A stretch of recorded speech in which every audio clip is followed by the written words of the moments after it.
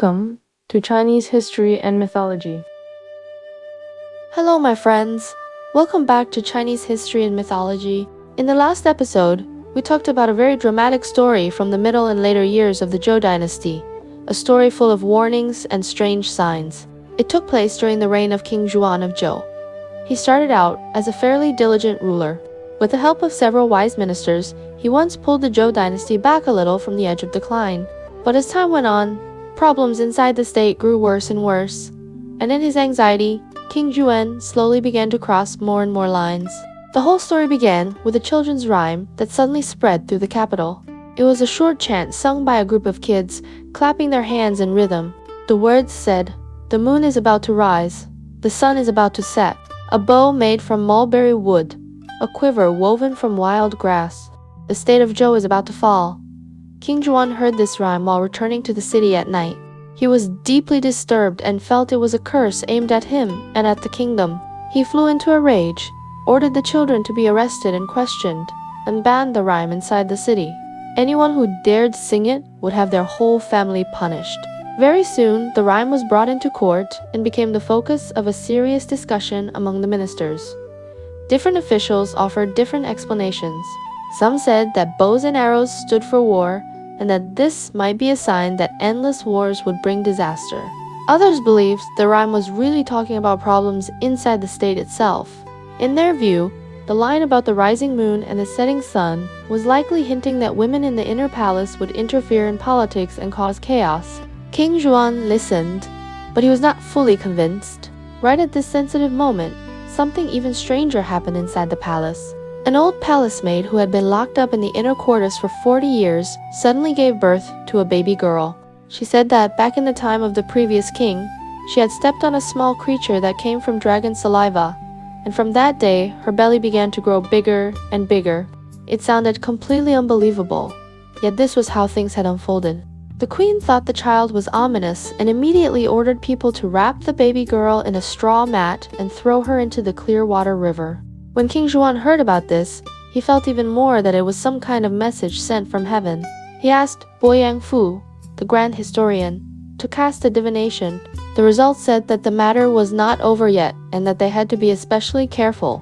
So King Xuan gave an order to search the whole city for the baby girl, whether alive or dead. If anyone had pulled her out of the water, they had to report it. At the same time, he issued another order that no one was allowed to make or sell bows from wild mulberry, wood, or quivers from wild grass, because he believed the unlucky things mentioned in the rhyme were hiding in these objects. While this ban was being carried out, a farming couple from the countryside, who had not heard the news, brought bows and quivers into the city to sell. The wife was caught on the spot. The husband managed to escape. The official in charge wanted to give King Xuan a quick answer and also wanted to make the rhyme come true. So he simply had the innocent woman put to death. This event shocked the whole city. But the story did not stop there. The husband who escaped later found the baby girl who had been thrown into the river. To his surprise, the baby had not died. A flock of birds were actually pushing the straw mat toward the riverbank with their beaks. He felt that this child clearly had a strong fate and was probably not an ordinary person. So he picked her up and decided to raise her somewhere else. Back in the palace, King Xuan was crushed by the pressure of the children's rhyme, by the strange case of the baby girl, and by all kinds of strange signs appearing one after another. His mind grew more and more unstable. He blamed Dubo, the official in charge of the search, saying that Dubo had stopped the investigation on his own and had not done his duty. He ordered Dubo to be beheaded on the spot. Dubo's friend, Zhou, stepped forward to remonstrate. He even said he was willing to die with him and argued that such killings should not happen. But King Xuan refused to calm down and drove Zhou to a dead end as well. Zhou went home, took his own life, and became a famous, straight-talking minister who dared to die for what he believed. All these things left King Xuan exhausted in both body and mind. His spirit became more and more confused. Later, he went out hunting, hoping to relax a little. But on the road, he saw the ghosts of Dubo and Zhou driving a chariot, holding red bows and red arrows, pointing at him and declaring that he must pay for his injustice with his life. King Xuan was so terrified that he fainted on the chariot. After that, his illness grew worse, and the kingdom moved step by step toward decline. This was the story from last time. It began with a simple children's rhyme and ended with two wronged souls coming to claim a life. The whole process was strange and full of symbolism. Was the rhyme really the will of heaven, or was King Xuan simply frightened and finally sensed that great disaster was on its way? This story seems to be telling us that the downward slide of the Zhou dynasty had already begun quietly from that very moment. Last time on the show, we left King Xuan of Zhou riding out to hunt in the eastern suburbs. On the way back, he suddenly saw the ghosts of the two ministers he had wronged and killed, Dubo and Zhou.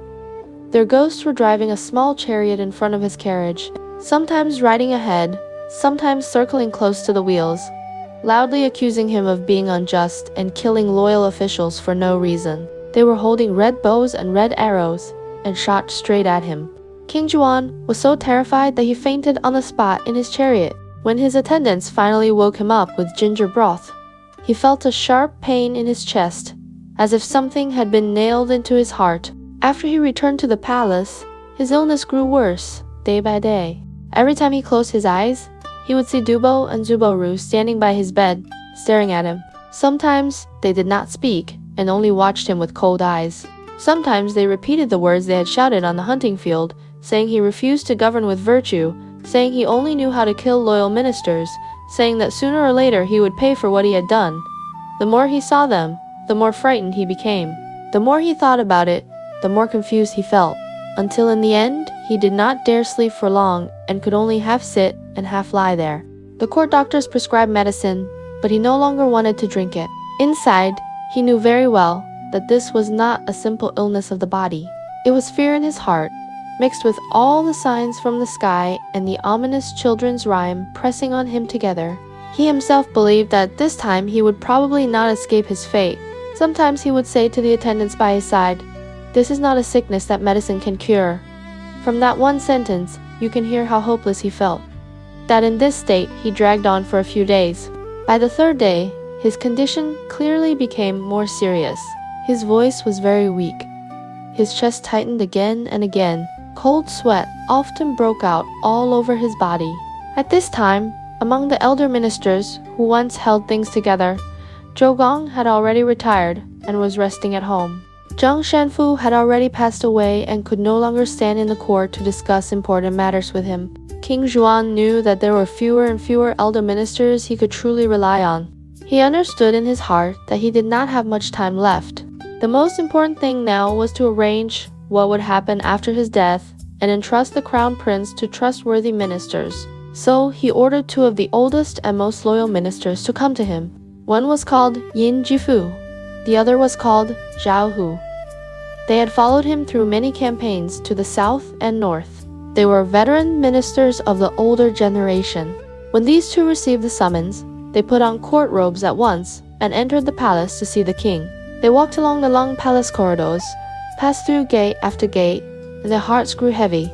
They could more or less guess that this might be the last time they would be called in. When they entered the bedroom, they saw King Xuan lying on the bed, his face pale, his breath weak, but his eyes still carrying a trace of unwillingness. Their hearts ached at the sight, and they both knelt down before the bed to bow and ask after his health. King Xuan spoke in a weak voice and told the attendants to help them up. The attendants carefully supported the two old men to stand. Leaning against the embroidered quilt, King Xuan took a moment to steady his breath, then slowly said to them, "From the day I came to the throne, I have sat on this seat for 46 years.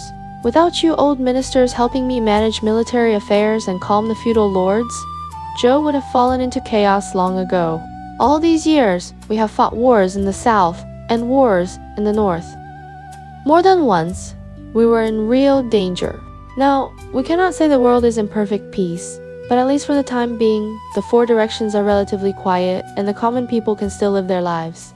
I always thought I could hold on a few more years and slowly arrange everything. I did not expect that this illness would bring me down for good." He paused, took a few breaths, then went on. "The Crown Prince Gongni is not young anymore, but his mind is a bit confused. He cannot see far enough, and his temper is not steady. What I worry about most is that when I am gone, he will not be able to bear this burden. The reason I called you here today is to ask you face to face. After I am gone, I want you to help the crown prince the way you have helped me. You must do your best. Do not let the country our ancestors built collapse in our generation. Do not let the roots of Zhou be destroyed in our hands." As he spoke, his eyes grew red, and there was a deep helplessness in his voice. He knew very clearly that although he had once brought a brief revival to Zhou, he had also made many mistakes. From now on, everything could only be left to others. Yin, Jifu, and Xiao, who felt the same sorrow. They also knew that Crown Prince Gongni was far from an ideal heir. But at this moment, there was no other choice. They knelt again and replied solemnly, "Please be at ease. As long as we have even one breath left, we will do all we can to assist the Crown Prince, to follow the rights and laws left by the former kings, to protect the foundations of Zhou, and not dare to let the ancestors be shamed."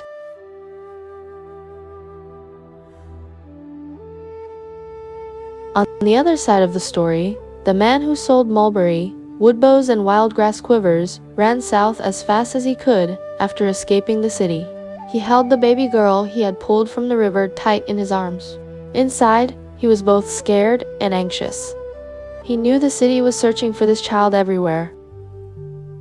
He did not dare go home. The only thing he could do was get out of the Zhou King's reach as quickly as possible. He walked and hid, always looking for a place where he could stay out of sight. After several days on the road, he finally reached the small town of Bo. Bo was far from the center of power. It was poor and remote. News spread slowly there. He felt this place might be safe and decided he would raise the baby girl here. But he was a man. He had no milk. He did not know anyone. He had no idea where to find someone who could feed a child. He was exhausted and worried, so he sat down by the roadside with the baby in his arms. The child was starving. Her cry was thin and weak, but kept going without stopping. Just when he was at his wit's end, a man named Sida happened to pass by. Sida saw him sitting there with a crying baby, and the cry sounded so pitiful that he walked over and asked what was going on. The man did not have the strength to hide anything, so he roughly told the whole story. When Sida heard it, he felt deep pity. His own family had just lost a newborn daughter. The baby girl had died, but his wife still had milk. Sida looked at this tiny, helpless child and said to the man, "Give the baby to me. My wife and I can raise her. As for where she came from, it is better if you never tell anyone. That'll be safer for you and for us." The man was overjoyed that someone was willing to take the child. He knew this girl had a strange fate. She had been pulled from the river by a flock of birds. It was very likely she would have an unusual future. He had nothing else to give, so he took all the cloths and cords he had with him and handed them over as thanks. CDA did not make a big deal out of it. He carried the baby home and asked his wife to nurse her. The baby soon recovered her strength and drank with real energy. Sida and his wife gave her a name. Since she had come to them in the town of Bo, they called her Bo Si. The girl of Bo Si grew up step by step. Her body got stronger and stronger, and her face more and more beautiful. When she reached 14, she was in fact only 14 years old, but her figure and her bearing were like a girl of 16 or 17. She already had a mature kind of beauty. Her looks were truly special. Her eyebrows were long and fine. Her eyes were bright. Her lips were full and well-shaped. Her skin was pale like carved jade. When she pinned up her hair, it was like a dark cloud hanging over her shoulders. Her fingers were like carved slices of white jade, long and even. She only wore rough cloth and wooden shoes, yet when she stood there, she looked like a picture. People in the village would look at her and say, "This child looks like she fell from the sky." But the Si family was poor. Their home was in a remote countryside spot. Bo Si was still young, and no one had come to ask for her hand. Time simply drifted by like this. Now let us turn back to Bo Rang's son, Hongda. Bo Rang had advised King Yung with honest words and was thrown into prison in the capital. He had already been locked up for 3 years without being released. Hongdi never stopped worrying about his father. He was always thinking about how he could save him. One day, he went out to the countryside to collect grain and rent from the fields. By chance, he passed by CDA's house. As he walked by, he saw a girl drawing water at the well. He first saw her face in the reflection of the water in the bucket, and that face was so beautiful that he froze for a moment. He looked up and saw Bo Si standing at the well. Even though she was dressed like an ordinary village girl, her features and her bearing were astonishing. Hongdi was stunned. Inside he thought, how can there be someone this beautiful? A woman like this is hidden away in a place this poor and remote. The longer he looked, the more amazed he felt. Then a thought flashed through his mind. He remembered that his father was still in prison. He also remembered that King Yu had been madly collecting beautiful women for his harem. At once he began to calculate in his heart, if I present this girl to King Yu, he will surely be pleased. As long as he is pleased, my father might be pardoned. The more he thought about it, the more he felt this was a real chance. He went to the neighbors to ask questions and confirmed that the girl was called Bo Si and that she was the adopted daughter of a man named Sida. When he went home, he told his mother about it. He said, "Father has not committed an unforgivable crime. He only angered King Yu by speaking the truth. Now, everyone in the capital knows that the king loves beautiful women. There is this man, Sida, in Bao, who is raising a girl of incredible beauty. If we bring enough silk and cloth to buy her and present her to King Yu, father might be released." It is the same idea as when San Yisheng once begged for his own king's life. His mother listened and said, "If this can save your father, a bit more cloth and silk is nothing. Go and do it at once." That very night, Hongda rushed to Sidia's house and said he wanted to bring Bosi into his home. He laid out 300 bolts of cloth and silk and said this was the price to buy Bosi. Sida was reluctant, but he also thought that if this daughter could enter the royal palace, maybe her future would be better. In the end, he agreed. After Bosi was brought to the Bo family home, her living conditions changed completely. They prepared warm water scented with herbs for her to bathe. They gave her chicken, duck, and fish and set out many dishes at every meal. They dressed her in clothes embroidered with patterns and taught her how to bow and speak properly in front of the king. They trained her to walk slowly and steadily, to sit with poise, and to keep an expression that was neither too cold nor too familiar. Bosi had grown up poor, but she was quick and clever. She picked things up very fast. When everything was ready, Hongdi took Bosi to Haiyoging, the royal capital. First, he went to see Guogong and used money to open the way, asking him to help present Baosi to King Yu. He said, "My father Bao Rang knows that he offended the Son of Heaven and deserves death. But he is old, and I fear I will never see him again. So for his sake, I have sought out an extremely beautiful girl named Bo Si. I ask His Majesty to accept her, and I beg His Majesty to pardon my father." Guogong saw the money and was very willing to help. He passed the message on to King Yu. As soon as King Yu heard that someone was offering a beauty, he ordered that Bo Si be brought to the hall at once. Bo Si knelt and bowed according to the ritual. King Yu lifted his eyes and looked at her, and at once his eyes lit up. Never in his life had he seen a woman so beautiful.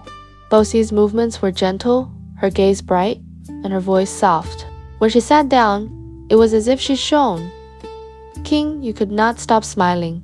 For years he had collected women from everywhere, but none of them could be compared to Bo Si. On the spot, he decided to keep her and had her moved into a separate palace. He did not even tell Queen Shen. At the same time, he ordered that Bo Rang be pardoned and restored to his former office. That very night, King Yu slept with Bo Si. After that, the two of them were almost never apart. When they ate, they shared one bowl. When they drank, they traded cups. When they sat together, shoulder touched shoulder and leg pressed against leg. King Yu was completely lost in this pleasure and did not hold court for 10 days in a row. The ministers waited at the palace gate until their hope faded and went home sighing. This was the 4th year of King Yu's reign. From this day on, King Yu spent almost all his time in a special tower called Qiongtai, staying with Bo Si. For more than 3 months, he did not set foot in Queen Shen's quarters. When the queen heard about this, she was furious. One day, she simply took a group of palace maids and marched straight to Qiongtai. She happened to arrive just as King Yu and Bo Si were leaning against each other, sitting close. When King Yu saw the queen, he did not even stand up to greet her. Queen Shen could not hold back her anger. She pointed at Bo Si and shouted, "You low-born woman, How dare you come into my harem and cause trouble? King Yu was afraid the queen would strike Bosi, so he quickly stepped in front of her and said, "This is a beauty I have just chosen. I have not yet had time to give her a proper rank and send her to pay respect to you. Do not be angry." Queen Chen cursed them both for a while, then glared at King Yu with hatred in her eyes and left, grinding her teeth. Baosi was confused and later asked the king, "Who was that woman just now?" King Yu said, "That was the queen? By the rules, you should pay her a visit tomorrow and bow to her." Bosi said nothing, but the next day she did not go. Back in her own palace, Queen Shen stayed low and silent. She was filled with frustration. The crown prince Yiju saw that his mother's mood was dark. He knelt before her and said, "You are the mistress of the 6 palaces. What could trouble you this much?" Queen Shen sighed and said, "Your father dotes on Bosi and ignores rank and order. If this woman gains full favor, you and I may lose our place in this court." She told the prince everything, from Baosi's refusal to visit her to the way Baosi stayed seated when she appeared, and by the end, tears were streaming down her face. The crown prince was furious when he heard this. He said, "This is not hard to handle. Tomorrow is the first day of the month. Father will surely go to court. You can send a few palace maids to Qihongtai to pick flowers and draw Bosi out. I will hide nearby. As soon as she steps outside, I will give her a beating and let her know there is a mistress of the harem.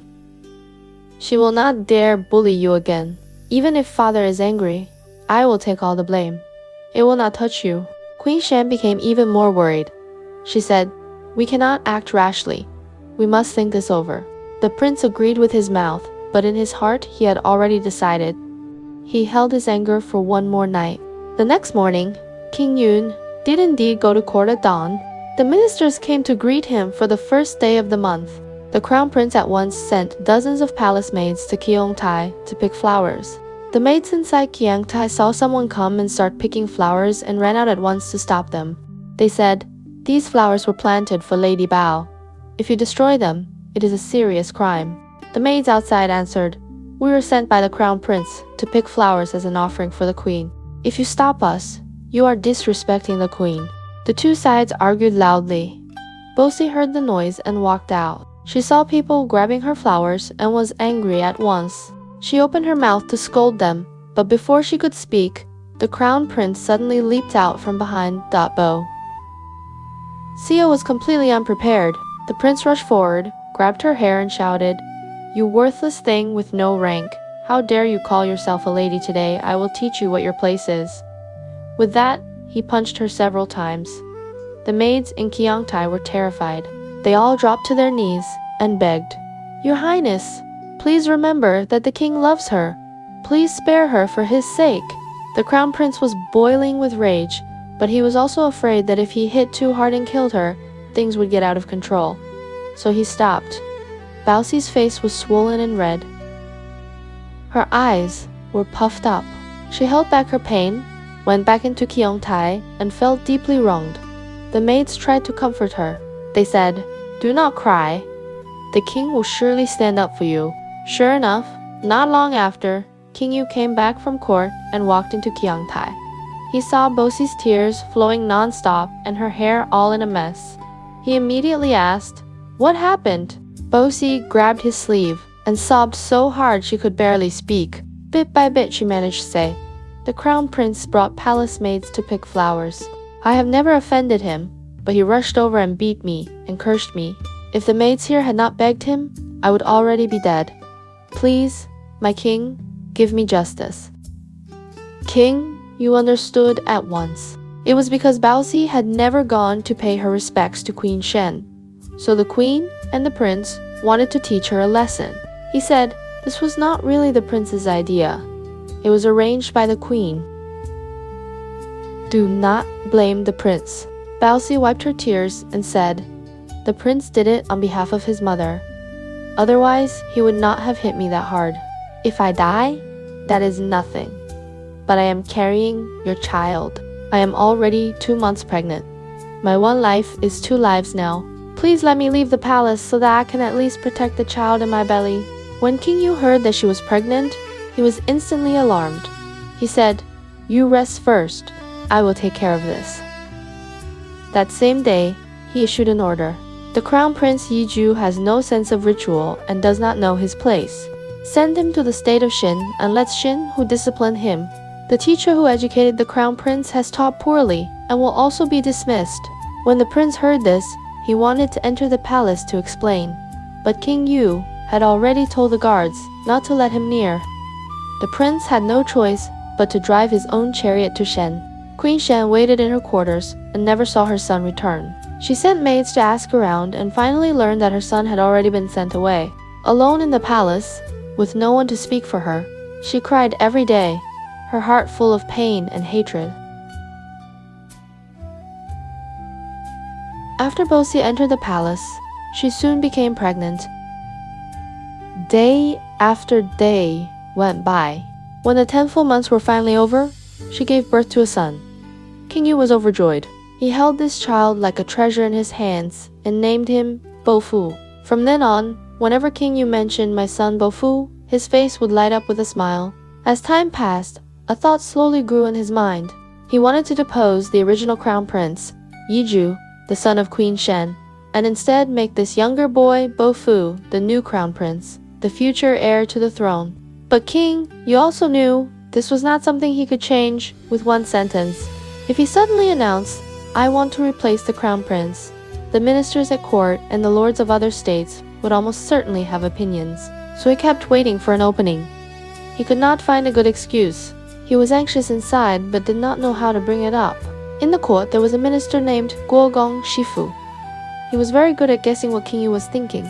He could see that the king no longer cared much about the old crown prince, and that he loved Bofu more and more. So he went in private to speak with Yin Jifu's son, Yin Qiu. The two of them put their heads together and decided that the best way was to work through Bosi. They went secretly to see Bosi and said to her in a low voice, "The old crown prince, Yizhu, has already been sent away to live with his grandfather, Shenhu. Now, in this palace, the only one who truly has the status to be crown prince is your son, Bofu. If those inside and outside the palace work together, if you speak to the king at his pillow, and we speak for you in the court, there is a real chance to make this happen." When Bosi heard this, she could not have been more pleased. She smiled and said, "Then I will rely on both of you to do your best. If Bofu really becomes crown prince and later inherits the realm, I will not forget you. We will run the kingdom together." From then on, Baosi began to prepare carefully. She knew that if she wanted to depose Queen Shen and the crown prince Yizhu, she could not just say so. She needed reasons. So she quietly sent her trusted people to listen for news inside and outside the palace, especially looking for anything that could be used as faults against Queen Shen. She placed eyes and ears in the back palace, among the servants, and at all sorts of palace gates.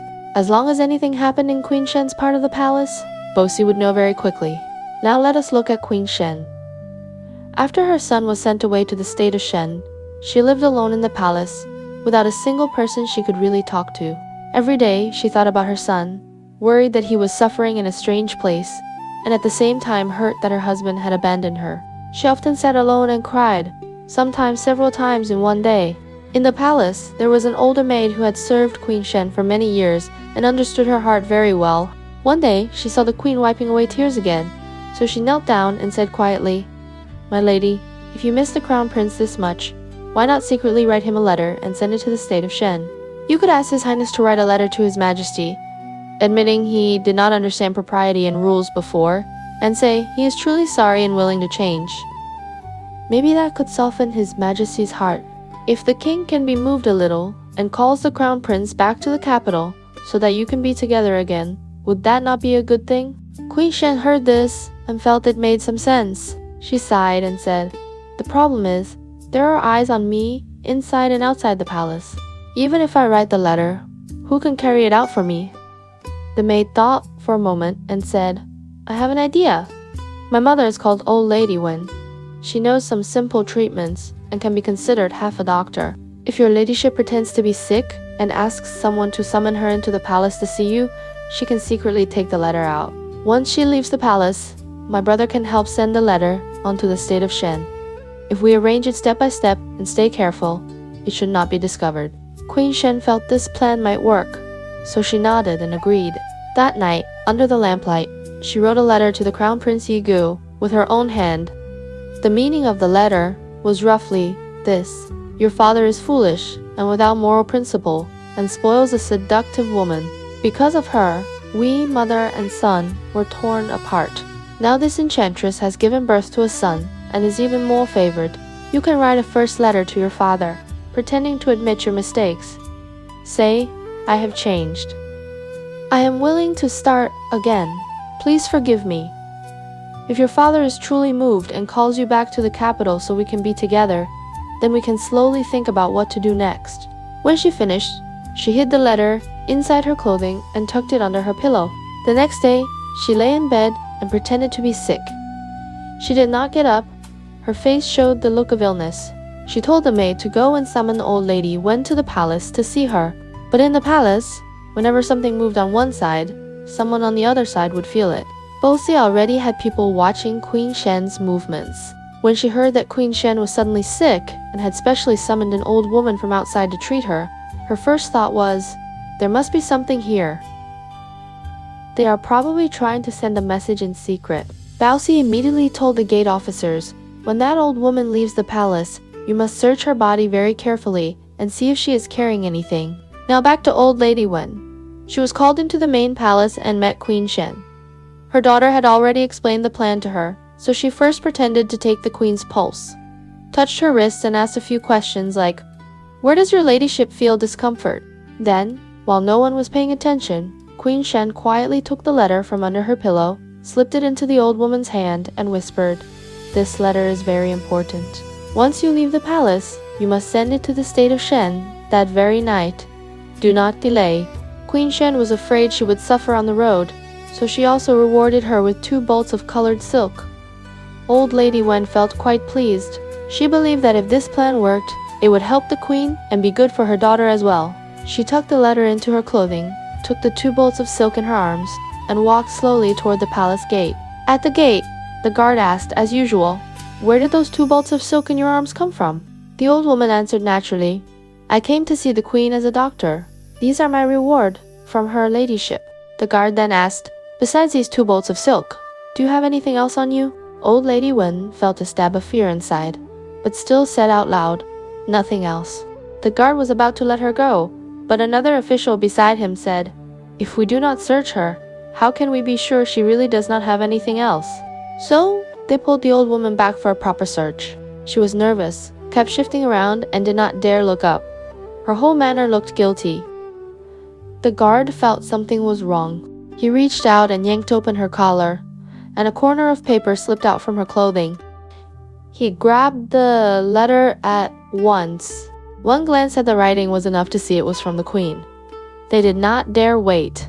They tied old lady Wen up on the spot and took her, along with the letter, to Qiyongtai to hand her over to Baosi. Baosi received the letter in Qiyongtai and opened it to read. The more she read, the angrier she became. The letter called her a seductive woman, said she had bewitched King Yu, said she was monopolizing favor and power. At the end, it talked about making another plan, which clearly hinted that once mother and son were together again, they would take action in the future. Baosi thought, this is obviously plotting against me and my son. She did not go to see King Yu right away. First, she ordered old lady Wen to be locked up and not allowed to speak. Then she took the 2 bolts of silk that Queen Shen had given the old woman, and in front of her attendants, she cut them up with scissors, snipping them into pieces until silk scraps were all over the floor. In this action, there was anger and also a clear message. I want you to see what happens when you challenge me. When King Yu came back from outside and entered Qiyongtai, he saw the table and the floor covered with silk cut into bits and asked, whose silk is this? Why is it being cut like this? Baosi's eyes reddened. She let tears gather in them and said softly, I came into the palace as a woman with no background, but by chance I was favored by you, my king. The main queen has been jealous of me from the start. She has always treated me badly. Now that I have given birth to a son, she hates me even more. Today, she wrote a letter to the crown prince, and at the end, she wrote, we will make another plan. It is obvious that she is secretly planning with her son how to get rid of me and Bofu in the future. Our lives are in their hands. Of course I am afraid. Please, my king, give me justice. She handed the letter to King Yu. King Yi saw the handwriting and knew it really was from Queen Shen. He asked, "Who carried this letter out?" Bao Si answered, "It was that old lady, Wen. She is still locked up here." When King Yu heard this, he was furious. He felt that the queen was openly contacting her son behind his back. His heart turned even more to Bo Si. He ordered on the spot that old lady Wen be dragged out. He did not question her, did not give her any chance to explain. He drew his sword and cut her in two with a single stroke. Blood splashed all over the place. It was a brutal scene. That night, while King Yu's anger had not fully settled, Bao Si spoke to him quietly at his pillow again. Her voice was soft, but every word hit where it hurt. She said, "Our lives are now in the hands of the crown prince. The moment he comes back and gains power, he can move against me and Bofu whenever he likes." King Yu said, "As long as I am here, what can he do?" Bao Si answered, "The problem is that one day you will leave this world. Sooner or later, someone has to take your place. Now the queen sits in her palace all day, hating you and cursing you. If she and the crown prince regain power in the future, their first move will almost surely be against us. At that time, we will not only lose comfort and status, we may not even keep our bones in one piece." After saying this, she sobbed softly and put herself in the position of a helpless, weak woman. King, you felt his chest tighten as she spoke. He was silent for a moment, then said, "To tell the truth, I have long wanted to depose Queen Shen and depose the Crown Prince Zhou as well. I want to make you the new queen and Bofu the new crown prince. But this matter is too big. I am afraid the ministers will not agree, and I do not know how to speak of it." Bao Si had been waiting for this sentence. She immediately answered, "In our world, when ministers obey the king, that is called loyalty. When a king obeys his ministers in everything, that is called being controlled by them. You are the son of heaven. What you say becomes the rule. You can simply tell the court your decision and let them discuss. As long as you are firm, most of them will not dare to oppose you." King Yu felt this sounded right. He said, "Then we will do what you say." That same night, Bao Si secretly sent word to Guogong, Shifu, and Yanqiu, telling them to say what they had agreed on during the next morning's court session so they could help King Yu push through deposing the queen and deposing the crown prince in front of everyone. The next morning, court was held. After the rites were done, the ministers stood in their places. King Yu said, "The queen has hated me out of jealousy. She wrote to the crown prince and secretly plotted what they will do to me and to the son I have newly raised up. Can such a person still be the mistress of the 6 palaces? I want to bring her out and punish her. What do you all think?" Guogong Shifu spoke up at once. "The queen is the head of the inner palace and in name the mother of the realm. Even if she has done wrong, there is no need to drag her out and question her like a criminal. If her virtue does not match her position, your majesty can simply issue a decree and depose her. Then you can choose another virtuous lady from among the concubines to become the new queen. That is how you set an example for the people and show them what a worthy queen mother should be." Yanqiu followed immediately. "I have heard that Lady Bo's character and conduct are both excellent.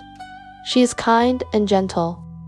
She would be perfect as the new queen."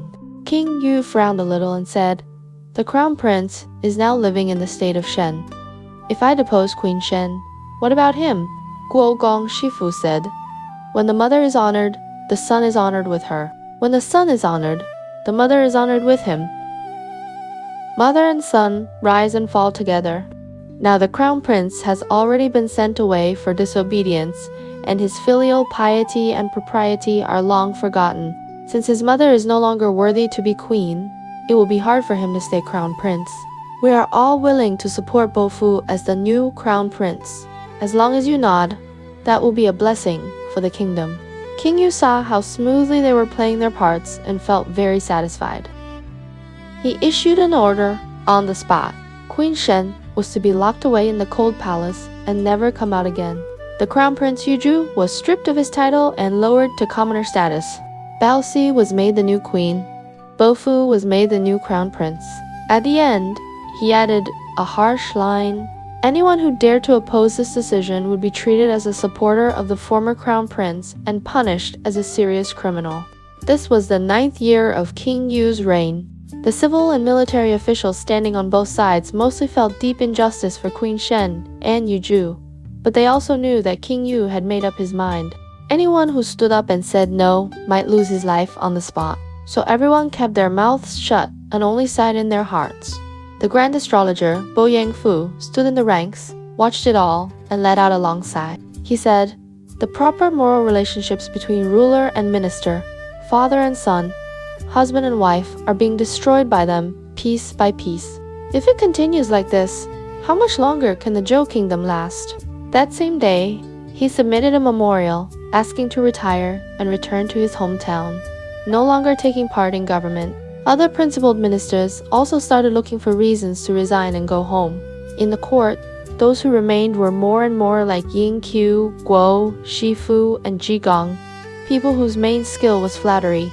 King Yu spent all day in the back palace drinking and making merry with Bosi, and cared less and less about affairs of state. It is very ironic. Even though Bozi had climbed from a simple concubine to the position of main queen and was the only woman King Yu truly favored, she almost never smiled. King Yu tried every way he could think of to make her happy. He called in musicians to beat drums and strike great bells, to play flutes and zithers, and to perform songs and dances while they ate. He hoped she would be amused, but Bosi watched and watched, her face calm and cold, without any sign of joy. In the end, King Yu could not help it. He asked her, "Do you not like music? What do you actually like?" Bosi thought for a moment and said, "I do not have any special hobbies. I only remember that once, when I was a child, I was tearing up colored silk. The sound of the silk ripping was actually quite nice." As soon as King Yu heard this, he said, "If you like the sound of ripping silk, why did you not say so earlier?" He immediately ordered the storehouse officers to send 100 bolts of colored silk to the palace.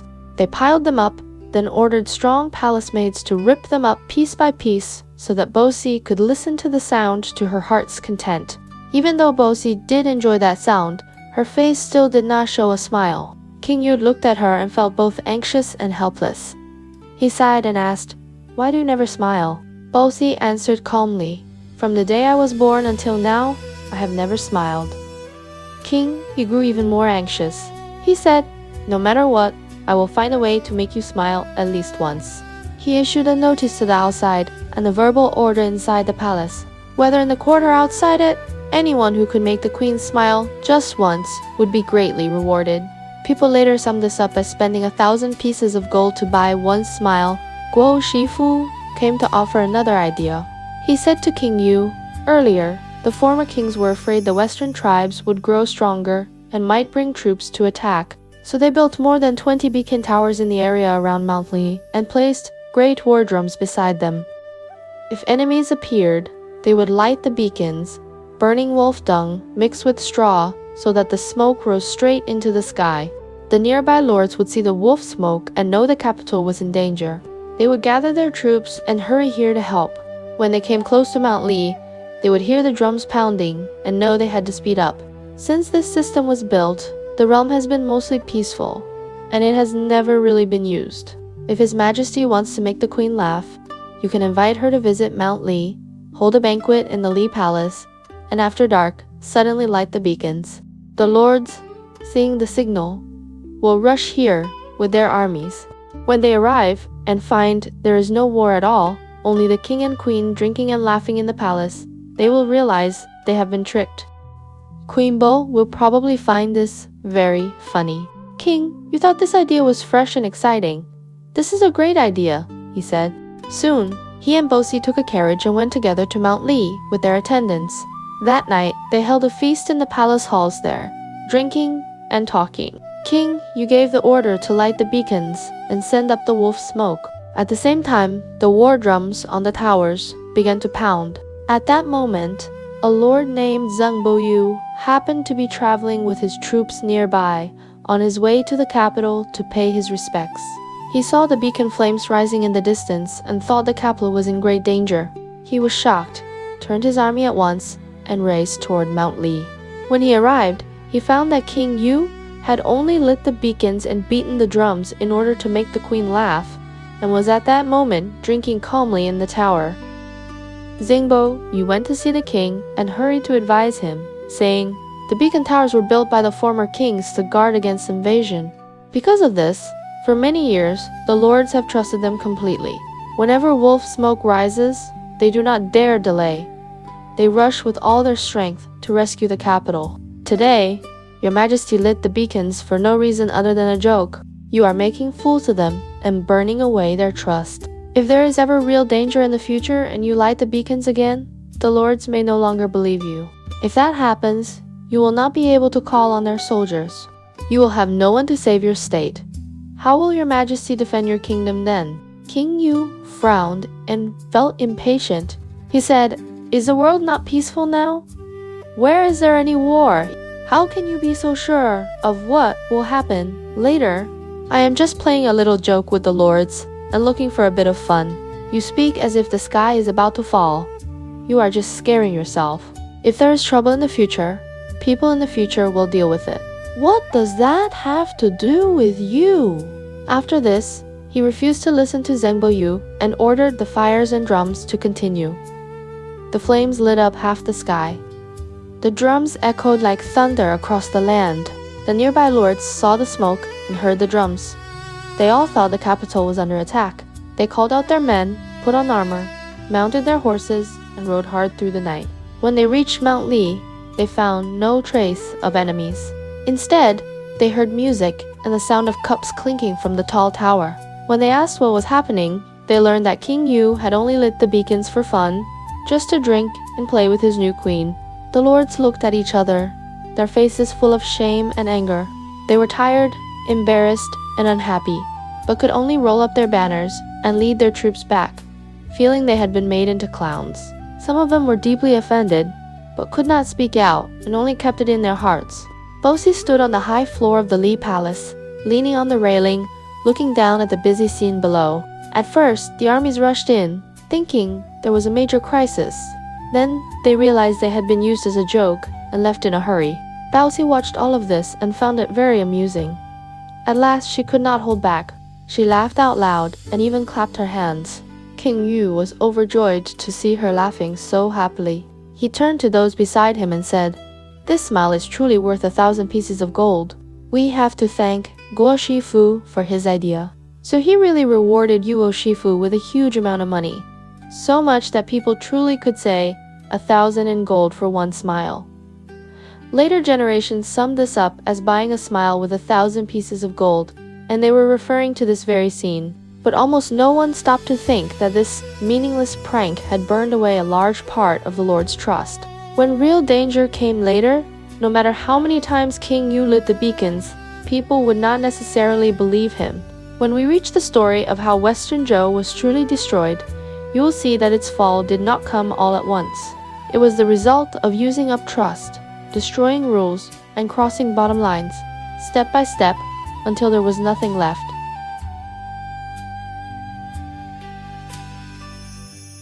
Now let us turn back to Shen Hu. Out of his own fief in the state of Shen, he very quickly heard about several major things King Yu had done in the capital. First, King Yu had locked his own daughter, Queen Shen, in the cold palace and no longer allowed her to manage the inner court. Then he deposed his grandson Yi Zhu's title as crown prince and reduced him to a commoner. Right after that, he raised Bosi to be the new queen and made Bofu the new crown prince. When Shen Hu read these reports, he was both angry and afraid. He was angry because his own daughter had been badly wronged, and his grandson had been driven out of the palace and now even stripped of his rank. He was afraid because he could see that what King Yu was doing was exactly the same road that the last king of the Xia dynasty, Ji, and the last king of the Shang dynasty, King Zhou, had walked. Shen, who was an old minister who had seen a lot of the world, he knew very clearly that any dynasty which reached this point was usually not far from collapse. He thought about it for a few days and decided that he still had to stand up and say at least one honest word. So he wrote a letter of remonstrance with his own hand and sent someone to carry it to Haiyojing for King Yu. The main idea of the letter went like this: In the old days, the last king of the Xia dynasty, Ji, doted on a concubine named Meishi. He ignored the rules of the court and ignored the suffering of the people. All day long, he only chased pleasure with her. In the end, he destroyed the Xia dynasty. Later, the last king of the Shang dynasty, King Zhou, did the very same thing. He doted on a woman named Dag. To please her, he was willing to do any evil thing. In the end, the Shang dynasty also fell. Now, your majesty pampers Bo. See, in the same way, you depose your original queen, lock her in the cold palace, and depose the original crown prince. You raise the son of a concubine, Bo Fu, to be the new crown prince. On one hand, this destroys the proper rights and moral obligations that should exist between husband and wife and makes the principal wife suffer deeply. On the other hand, it wounds the relationship between father and son and fills the old crown prince's heart with resentment. What happened with King Ji of Xia and King Zhou of Shang is not far from us in time. It is as if it is happening all over again right now. The kind of disaster that destroyed the Xia and Shang dynasties will not take many years to play out again. I write this letter not for myself, and not only for my daughter and my grandson. I write it for the altars and temples of the Zhou dynasty and for all the people under heaven. I beg your majesty to quickly take back these unfair orders. Do not depose the rightful and establish the secondary. As long as you are willing to turn back now, there may still be a chance to avoid the great calamity of home destroyed and country lost. When the letter entered the palace, King Yu ordered someone to read it to him. Halfway through, his face had already darkened. When the letter was finished, King Yi slammed the table in anger and said, "That old fellow has gone too far. How dare he use such words to criticize me? How dare he put me together with those rulers who destroyed their own kingdoms?"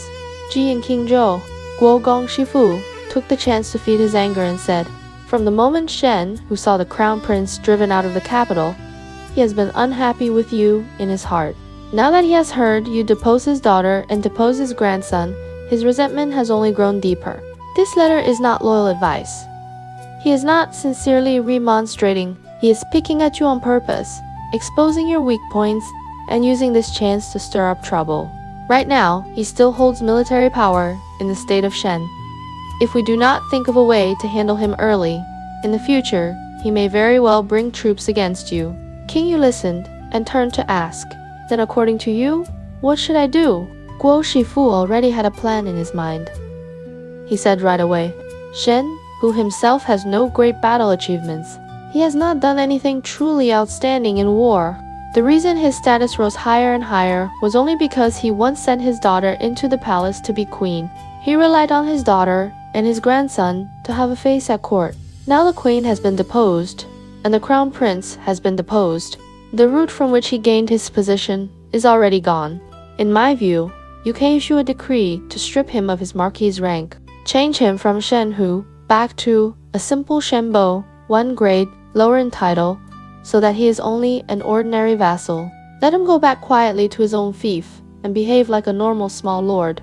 Later, when the time is ripe, we can slowly gather troops and then deal with him fully. That will remove a major threat from your heart. This way, he will not be able to raise big waves right away, and he will not be forced into open rebellion at once. First cut down his power, then deal with him in full later. Advance and retreat stay in your hands." The more King Yu listened, the more comfortable he felt. He thought that Guo Shifu's words were sensible. He had already been holding a belly full of anger over that letter, and now someone had just handed him a good excuse. So King Yu nodded on the spot and said, "Fine, we will do it your way." Very soon, the court issued an edict announcing that Shenhu was to be demoted to Shenbo. In other words, his rank was lowered from marquis to the rank below. He would no longer be one of the great, powerful lords. After taking this first step, King Yu still felt it was not enough. He issued a second command, appointing Guo Shifu as commander-in-chief and ordering him to muster soldiers and war chariots, drill the army, and prepare to march against the state of Shen. He was basically announcing to the outside world, Shen, who not only refuses to obey the Son of Heaven, he even dares to write letters to scold me. Now, I will personally send troops to show him who truly rules the world. Everyone inside and outside the palace understood that this war was not simply about punishing one vassal. It meant that the whole chain of deposing the queen and deposing the crown prince had finally been torn open and turned into a direct, official break between the Son of Heaven and his own father-in-law. On one side was King Yu of Zhou, holding the authority of the royal house and the troops of the capital. On the other side was Shen, who had earned merit before and still had his own armed forces within his fief, and might also gain support from powers outside. Guo Shifu was busy in the capital recruiting soldiers and choosing officers. The camps were full of activity. War chariots were being repaired one by one, and armor was being polished piece by piece. Out in the state of Shennu, once they received the news, they did not simply sit and wait. Shen, who was old in years but very clear in his mind, he knew this battle would be a matter of life and death. That in the end, who would win this war? Could King, you really crush Shen? Would Shen, who be destroyed once and for all? Or would this war shake the foundations of Western Zhou even more? We will continue this story in the next episode.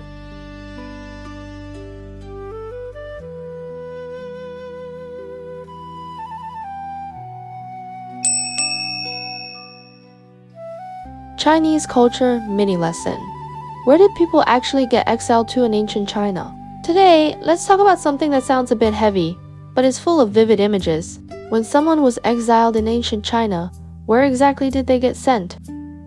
You can first picture this scene in your mind. A dirt road stretches out from the capital, winding into the distance. The sky is still dark, just a bit of gray light. A few ox carts creak slowly forward. On the carts are prisoners, hands tied, wearing rough hemp clothes, heavy wooden shackles on their feet. The soldiers escorting them are yawning, swearing under their breath while they walk. The wheels bump over stones and potholes, making that long iya sound. For the prisoners, this road is not just a trip dot, it is a one-way journey.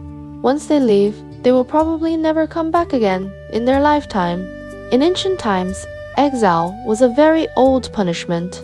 It already existed in the pre-Qian period. One of the earliest famous cases was in the Shang dynasty, when the powerful minister Yan drove King Taijia out of the capital and kept him under house arrest outside.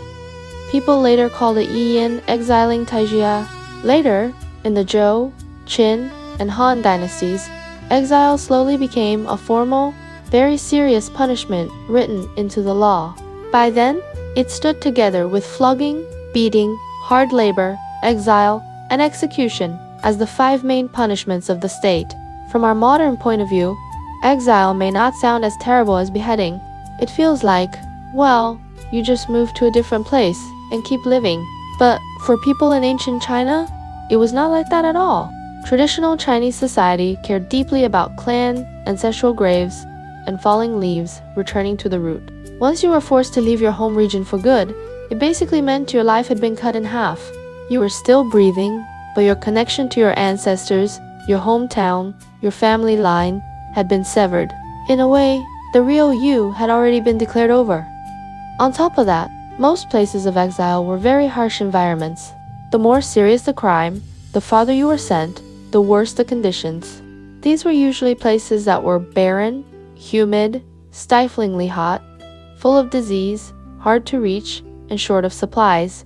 Many people didn't even make it to the place of exile. They died on the road. Think about it. You are walking day after day, under guard, in chains, with barely enough food, hardly any sleep. If you get sick, no one really treats you. People just keep walking. Some prisoners simply collapse by the roadside ditch one day and never get up again. Alright, let's look at some of the famous exile destinations in history. We can start with a place whose name sounds gentle and elegant, but was anything but romantic in reality, Fangling. Today, it is roughly in the Xihan area of Hubei province. In ancient times, it was a well-known place of exile. People sent there were often nobles, relatives of the royal family, or high-ranking officials. Their status was not low at all.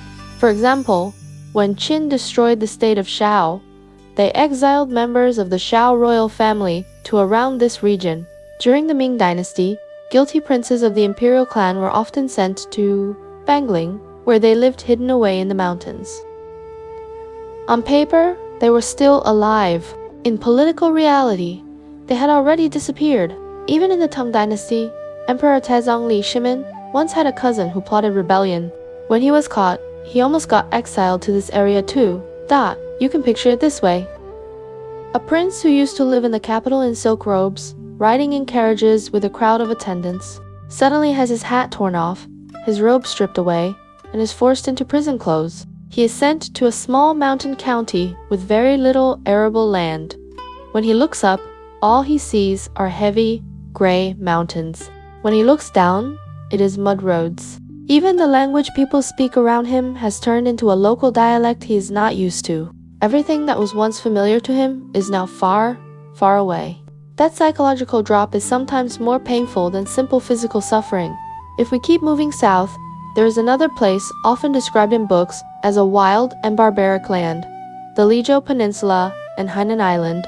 Before the Song dynasty, this region was already seen by people in the Central Plains as the ends of the earth. From the Temsin Song onward, this area almost became a synonym for the exile of scholars and officials. One of the most famous is Han Yu, because he submitted a memorial to the emperor, criticizing something Temxianzong did not want to hear. Han Yu was demoted in anger to serve in Chaozhou. Go further south. You reach Lizhou. Further south again, Changzhou, that is, today's Hainan Island. When Han Yu arrived in Chaozhou, he heard that the local dishes included things like crab paste and river snails, many of the foods he had never seen before, and he really could not get used to eating them. Imagine it. A scholar from North China suddenly thrown into a small southern coastal city. He looks up and sees coconut trees. He looks down and sees seawater and sandy beaches. The air is full of that heavy, fishy, salty, humid smell. That sense of, where on earth have I come to, must have been very strong. Later, the famous song, Official Su, she was also demoted many times to Huangzhou, Huzhou, and then Danzhou. Danzhou is on the north coast of Hainan Island that, at that time, Hainan was not a holiday paradise. For many people in the Central Plains, it was a strange land they would never expect to set foot on in their lifetime. When Sushi got there, all around him were rough coastlines, huge waves, small villages hidden behind swaying trees, and local people whose dialect he could barely understand. He wrote in a poem, "If someday someone writes a geography of the empire, let him mark that 10,000 miles to the south, Hainan has become my true home." There is this mix of self-mockery and resignation in that line. You can feel the bitterness under the humor. But if you stand on a beach in Sanya today, look at that deep blue sea, feel the sea wind in the palm trees, surrounded by people in sunglasses, drinking coconut juice. It is very hard to imagine that, in the past, this same place was a sea of suffering in people's minds, a destination of exile. The same sound of waves, the same sand, mean completely different things to people in different times. Now let's look north. By the Qing dynasty, another famous exile zone appears. The northeast, what was then called Manchuria. The Qing court especially liked sending criminals there because this was the Manchu homeland, the dragon rising place of the imperial clan. It was far away, bitterly cold, heavily guarded, and under strict military control. Once you were sent there, it was almost impossible to escape. Among the exile sites in the northeast, the most famous is Ninjut. This name later became almost a symbol in literature for being exiled to the end of the world. In many novels, as soon as someone is sent to Ningjuta, people immediately picture heavy snow everywhere. Prisoners in thin, worn cotton coats, cutting trees, hauling firewood, building fortifications in the freezing wind. Their faces are bright red with cold, their hands covered with frostbite. There was a saying in the Qing period. Once an official heard he had been sentenced to exile to Nanyuta to serve as a slave to armored troops. It was basically the same as receiving a death sentence. Serving as a slave to armored troops meant that once you arrived, you had to be a servant to the local garrison. You did the hardest, dirtiest, most exhausting labor. Many people were worked or frozen to death in just 2 or 3 years. And the road, there was no better. People later described that the path to Ninguta was nothing but mountains, wild land, and frozen rivers. Many prisoners dropped in the snow and never managed to stand up again. All around them, only chains of footprints and frozen branches remained. Some people even said, "People say the road to the Yellow Springs is hard to walk. But once you've been to Ninguta, even 10 roads to hell would not scare you."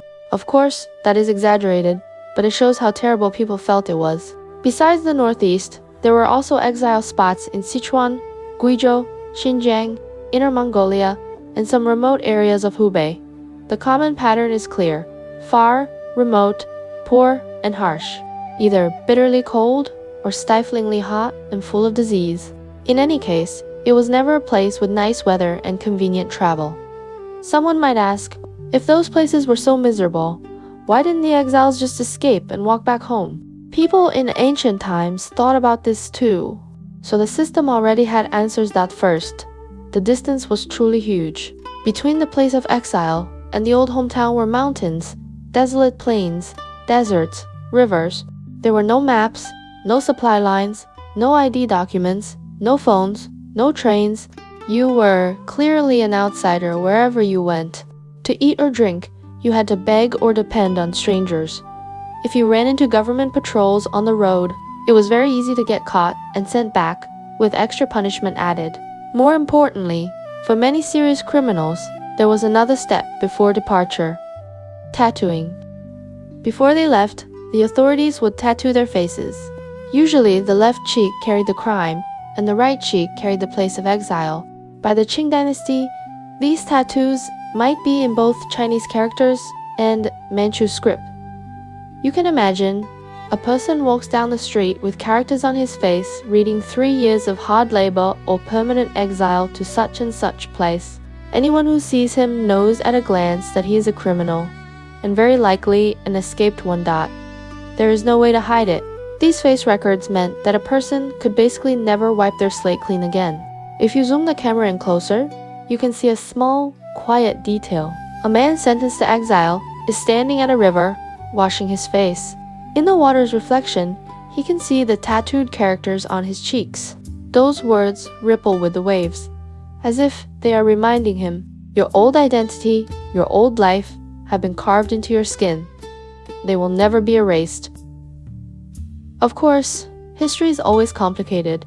Not every exile lived a pure hell on earth. There were a few people who, with some ability and some luck, slowly adapted to the new environment and put down roots. Some even made real contributions on the frontier and became important local figures. For example, there were people exiled to Yunnan or Guizhou who later helped develop those border regions. They brought farming techniques, craft skills, and education from the Central Plains to these areas. There were also people who, once they were far away from the centers of power, set aside their ambition. They lived a life of teaching, farming, drinking tea, and writing poems. But overall, for the vast majority, exile was really another form of slow death. You didn't lose your head to the executioner's blade, but over long years, you were peeled away from your old life, piece by piece. Your dignity, your relationships, your sense of future were worn down bit by bit. In the end, what might be left is a small, lonely grave on some open land that even later generations will find hard to locate. So, today, when we go to Sanya or Hainan for vacation, or ride a high-speed train, or drive to the northeast to see snow and eat hot pot from an iron cauldron, almost no one thinks about this other layer of history. The same sea wind, the same snowfield, in another era, meant a lifetime of exile, far from home, with no return date. Maybe because of that, when we stand by the ocean or stand in the snow now, if we think a little about the people who once suffered here, our hearts may grow a bit softer. That person on the exile cart, bumpy road under his wheels, turning his head one last time to look in the direction of his hometown, was probably just like us today. In his heart, he may have quietly asked himself, will I ever come back again?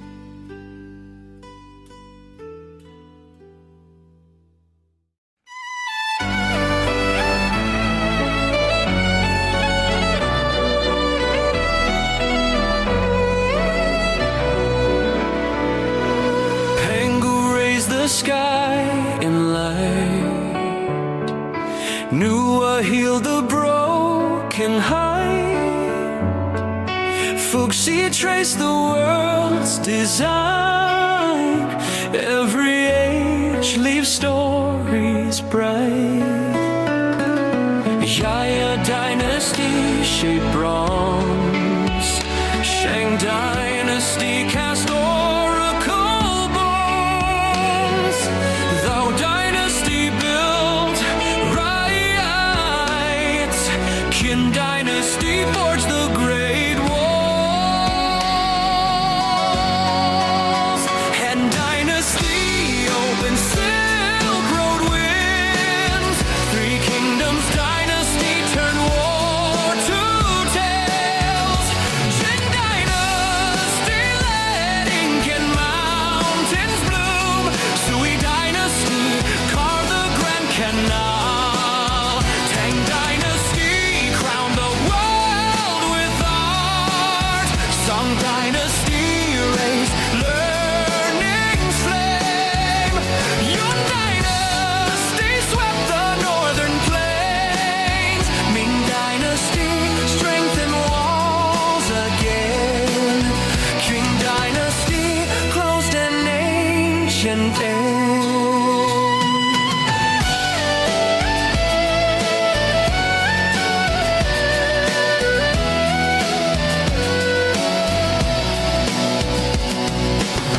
Every age leaves stories bright. History and myth ignite in endless light. China's history moves in mystery through the night. Footsteps of this land enchant the world in light.